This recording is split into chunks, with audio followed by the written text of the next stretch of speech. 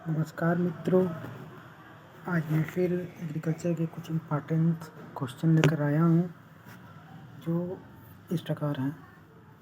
पहला प्रश्न है, गेहूँ में प्रथम सिंचाई किस अवस्था पर देनी चाहिए? तो इसका आंसर ACRI अवस्था हो जाएगा।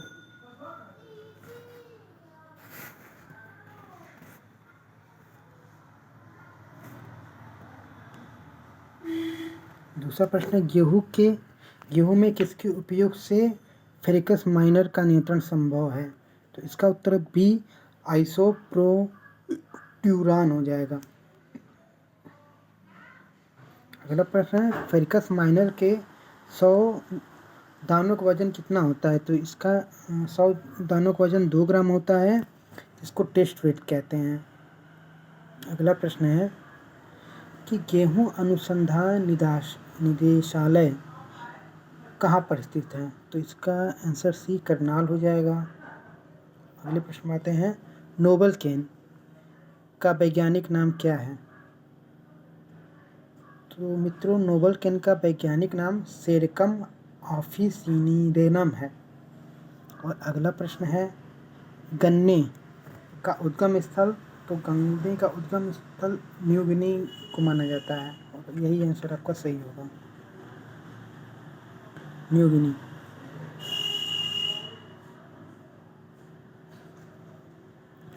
अगले प्रश्न पर आइए कि गन्ने की उत्पादकता किस राज्य में सर्वाधिक है? तो इसका उत्तर डी तमिलनाडु हो जाएगा। अगला प्रश्न है, गन्ने का कृषिहर क्षेत्रफल व उत्पादन भारत के किस राज्य में सबसे ज़्यादा है? तो इसका उत्तर हो जाएगा उत्तर प्रदेश। अगला प्रश्न है, गन्ने के टुकड़ों पर स्थायी जड़ें होती हैं, तो इनको हम लोग सूट रूट्स कहते हैं। अगले प्रश्न पढ़ते हैं कि गन्ने का पुष्पक्रम क्या कहलाता है? तो गन्ने के पुष्पक्रम को एरो बोलते हैं। आइए अगले प्रश्न पर। अगला प्रश्न है, गन्ने की पैदावार के लिए अनुकूल तापमान होना चाहिए। तो इसका उत्तर हो जाएगा 26 से 32 डिग्री सेल्सियस। अगला प्रश्न है, अखिल भारतीय गन्ना अनुसंधान कार्यक्रम कब शुरू किया गया? तो इसका आंसर सी 1970 से 1971 हो जाएगा। अधसाली गन्ने की रोपाई कब की जाती है? तो अधसाली गन्ने की रोपाई की जाती है जुलाई अगस्त में। उगाने के लिए गन्ने के शीर्ष भाग का चयन करना चाहिए क्योंकि इसमें प्रचुर मात्रा में पाया जाता है। तो गन्ने के शीर्ष भाग में प्रचुर मात्रा में ग्लूकोज पाया जाता है, इसलिए इसका उपयोग करना चाहिए। अगला प्रश्न है, गन्ने के शुगर ट्रांसलोकेशन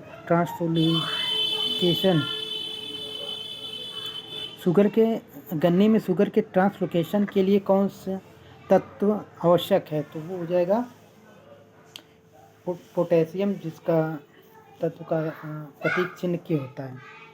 अगला प्रश्न है, गन्ने की वृद्धि की कौन सी अवस्था सिंचाई के लिए सबसे ज़्यादा क्रांतिक अवस्था होती है? तो इसको हम लोग कहते हैं फॉर्मेटिव स्टेज। यह और जैसे आपको बता दूँ, क्रांतिक अवस्था या को ऐसे मतलब किसी भी पौधे की ऐसी अवस्था जब उसमें पानी की सबसे ज़्यादा मांग होती है। मतलब अगर उस समय अगर पानी ना देंगे तो वो पौधे सूखने लगेगा या तो नष्ट हो जाएगा। तो उसी स्टेज को क्रांतिक अवस्था कहते हैं। अगला प्रश्न है, गन्ने की रोपाई के कितने माह तक गन्ने की फसल में खरपतवार स्पर्धा बनी रहती है? तो गन्ने की रोपाई के 4 महीने तक स्पर्धा बनी हुई रहती है। इसका आंसर हो जाएगा। अगला प्रश्न है, गन्ने की फसल में खरपतवार नियंत्रण के लिए कौन से खरपतवार नाशियों का प्रयोग किया जाता है? तो इसका आंसर जिसमें लिखा है सिमाजीन, एट्राजीन, एलाक्लोर या उपयुक्त सभी, तो इसका उत्तर उपयुक्त सभी होगा। अगला प्रश्न है, गन्ने का सबसे भयंकर रोग? तो गन्ने का सबसे भयंकर रोग होता है रेड रूट यानी लाल गलन। यह गन्ने का सबसे अधिक नुकसान पहुंचाता है। अगला प्रश्न देखिए, 1 हेक्टेयर भूमि में गन्ना रोपाई के लिए कितने सेट्स की आवश्यकता होती है, कितनी सेट्स की आवश्यकता होती है? ये हो जाएगा आपका 35,000 से 40,000। अगला प्रश्न देखते हैं, गन्ना रोपाई की नाली विधि भारत के किन क्षेत्रों में प्रचलित है? तो इसका आंसर हो जाएगा तटीय क्षेत्रों में, क्योंकि यहाँ बरसात ज़्यादा होता है। गन्ने की फसल में अधिक नत्रजल देने से गन्ने के रस में शर्करा की मात्रा कम हो जाती है। अधिक नत्रजल देने से गन्ने में शर्करा की मात्रा कम हो जाती है। अगला प्रश्न देखिए, एप्रिकेनिया मिलियन्यूका किसके खिलाफ परजीवी के रूप में प्रयोग किया जाता है? तो इसका आंसर हो जाएगा शुगर केन पायरिला, इसके खिलाफ इसका उपयोग किया जाता है। अगला प्रश्न देखिए, फसल की किस्म में रोधिता जो कि फसल की एक ही किस्म को 4-5 वर्ष तक बृहद पैमाने पर लगाने पर एक रोगजनक के प्रतिरोधिता और अन्य रोगजनकों के प्रतिग्राही हो जाती है, इस प्रकार की रोधिता कहलाती है। तो इस प्रकार की रोधिता ऊर्ध्वरोधिता कहलाती है। अगला प्रश्न देखिए, निम्नलिखित में से सबसे मोटा अनाज है? तो इसका आंसर हो जाता है पेसपेलम स्प्रोबाइकुलेटम। जी हाँ,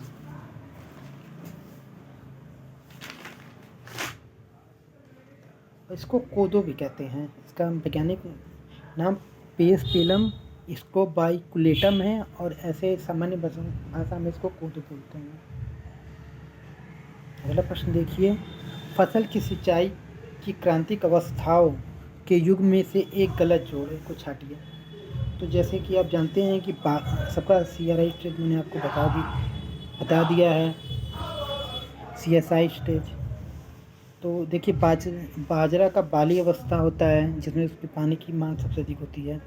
कपास का फूल आने से पहले, गेहूं में CRI स्टेज पहले ही क्वेश्चन में हमने पढ़ा है। लेकिन जो मूंगफली होता है, मूंगफली में पिंकिंग डाउन मतलब अधिकलन अवस्था, इसका CSI स्टेज होता है, क्रांतिक अवस्था होता है। तो इसका डी आंसर गलत होगा। अगला प्रश्न देखिए, प्रकाश संश्लेषण में ध्वज पर्ण फ्लैग लिफ्ट का कितना प्रतिशत योगदान होता है? तो इसका आंसर हो जाएगा 52%। तो आज का वीडियो हम यहीं पे ख़त्म करते हैं।